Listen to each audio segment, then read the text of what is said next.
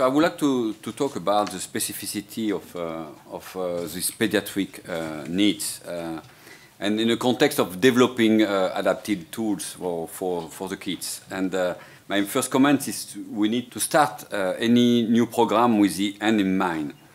And a key element on this pediatric situation is we have to consider that children are different from adults, that we need to be driven by the specific needs of the kids, but also the caregiver. We need to have solid epidemiological data, define the good characteristic of the product that we want to develop, called a target product profile. And we need to involve, another lesson learned, we need to involve from the beginning regulatory authorities and WHO. Children are different from adults, and it is why we need to think about systematically developing pharmacokinetic studies. Children are different from adults in terms of absorption, in terms of distribution, renal function, hepatic function, pharmacodynamics. So I think we have to consider that there are a specific population that require a lot of attention. In a current portfolio of DNDIs, I will not describe, but we just list the diseases that we are trying to cover. So a list of neglected tropical diseases, including sleeping sickness, leishmaniasis, Chagas, some viral diseases, HIV, pediatric, HCV, mycetoma. In all these diseases, we have included a component of addressing the needs of the kids. Our first experience was with malaria, and I will be short because I want to avoid any overlap with the presentation of David later on, particularly because we developed two products that have been transferred now to MMV, so they are in charge of following this product. But just to make a comment, we had as an objective in developing two fixed dose combinations of artesunate, one with amodiaquine, another one with mefloquine. The objective was to have immediately, at the time of our introduction to the market of this fixed dose combination, to have a formulation adapted to the kids, even the young kids. So it's why on this graph, on artesunate mefloquine, you have a dose of artesunate and amodiaquine adapted to the different age from the start. Same for artesunate mefloquine. If we move to visceral leishmaniasis, because I will use example to illustrate a little bit what we can do. On visceral leishmaniasis, the number of drugs is quite limited. There is only one oral treatment available today, is miltefosine, that was developed during the 90s, available beginning of the year 2000. Unfortunately, the efficacy of the treatment with kids was not good. Was reported as relatively low from different places. And we just realized that the children were just underdosed. So we have been obliged to restart all a series of studies, particularly pharmacokinetic studies. And we have developed an allometric dosage of miltefosine that has totally changed the efficacy of the drug. And now miltefosine is one of the partner drugs that could be used in combination for treating children, knowing that in this where the epidemiology is important. Is on leishmaniasis, particularly when you are in Western Africa, on visceral leishmaniasis, half of the patients are below the age of 12. So you are addressing 50% of the population we were addressing 50% of the population with a bad dosage of the drug. Next example is Chagas. So it was one of the most difficult situations that we had at the beginning of DNDi, because Chagas for many years was having few treatment, but only on the adult form. Even if Chagas affects the children, affect very young kids, because there is a transmission from mother to the kids.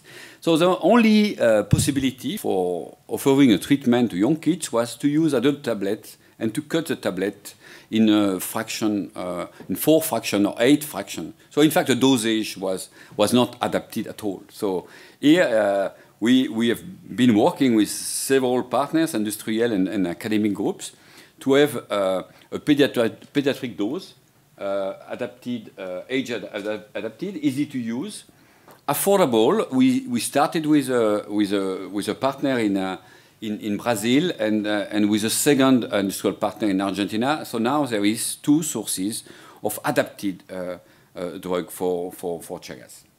Even if the market is very small. So I think the difficulty here is more to convince company to go in a very limited market. So the next example I will use is very different. It's on the field of HIV. And here, of course, the field of HIV is a field where there is a lot of innovation.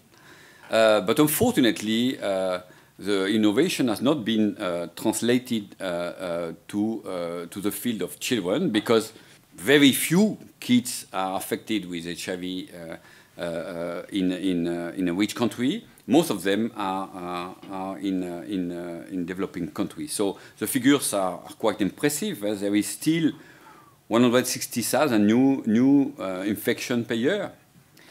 We have to keep in mind also that the lethality, the case fatality ratio during the first period of life, the first 2 years, is very high. 50% of the children are at risk of dying without appropriate treatment. And the best regimen recommended by WHO since several years is a combination including lopinavir-ritonavir with 2 NRTI. Unfortunately, the only available formulation of lopinavir-ritonavir until now was a liquid formulation containing 40% of alcohol, unstable in tropical climate, so that requires some cold chain, a test that is very bad, with a lack of adequation and adaptation of treatment during the co-infection with TB that is extremely frequent in this period of age. So we have not at all the tool adapted to treat kids on a daily basis because, of course, it's every day that you need to deliver this treatment. So we enter to a program with a very good objectives and very serious target product profile because we wanted to have all the drugs, the 4 in 1, so the 4 drugs being combined in a fixed dose combination, a treatment that will be very easy to use with water, with milk, with food, no test, no cold chain, and available for young, very young kids because recommendation is to treat the very young children and with the doses that need to be compatible with TB treatment. And of course, affordability was also part of the criteria. So we have been working the last 5 years on this program with quite a lot of difficulties because this program was difficult technically, been obliged to go back to animal models. In fact, we spent quite a lot of time testing formulation in dogs to be able to identify the solution. Now we are almost there. We expect to submit a file to FDA during the second part of the year. And the solution that we have identified is on a form of granules that are exactly like sugar that are combined in a capsule that you just open and you can include in a milk, in a porridge, in a food. So easy to use. So we hope that we'll be able to bring a convenient solution to children next year.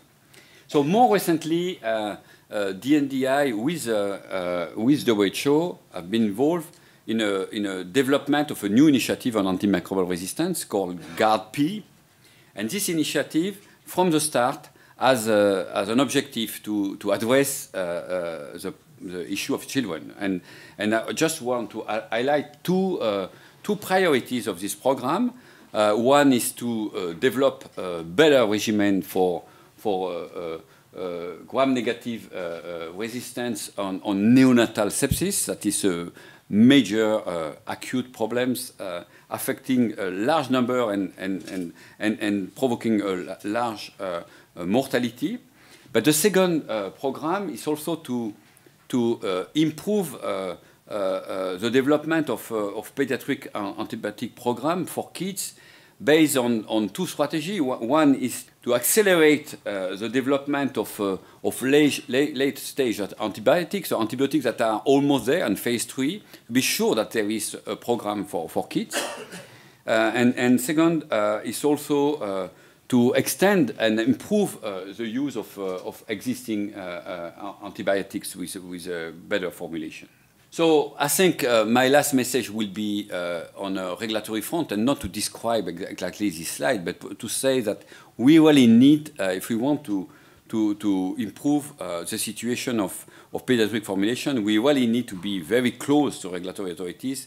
And if possible, it will be very important that a new environment like the one created a little bit by EU and to accelerate development pediatric need to be in place in all the country. So in conclusion, I think we are talking about a very high burden of disease. We are talking about a population that is neglected by the research and development. We are talking about a situation of there is a lot of gaps still, and the gaps are putting a lot of children at risk of dying. We are talking about a situation that we need to improve treatment, but also adapt the diagnosis to those treatments, because the diagnosis could be specific to children. We are talking about in a situation where all programs should be adapted to the very specific needs, and of course involve the end users in the definition of your program. And the last point is, I think, in terms of policy. Obviously, the WHO essential medical list on pediatric will bring a lot of support to set up priorities. Thank you very much. Thank you.